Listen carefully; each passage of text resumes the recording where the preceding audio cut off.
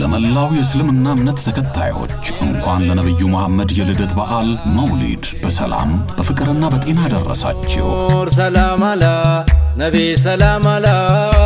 ከትናንት ጀምሮ የሀገራችን የኢኮኖሚ እድገት ምሰሶና የልማት አውታር ሆኖ ያገለገለው ተቋማችን አሁንም ዘመናዊ ቴክኖሎጂን በማስፋፋት አዳዲስ ደንበኞችን ተጠቃሚ ለማድረግ አስተማማኝ የኃይል አቅርቦትን ለማረጋገጥና የናንተ የውድ ደንበኞቹ እርካታን ለማሳደግ በቁርጠኝነት ቀንና ሌሊት እየሰራ ይገኛል። ውድ ደንበኞቻችን ኤሌክትሪክን በቁጠባና በጥንቃቄ እየተጠቀሙ መሰረተ ልማቶችን ከጉዳትና ከስርቆት ይጠብቁ።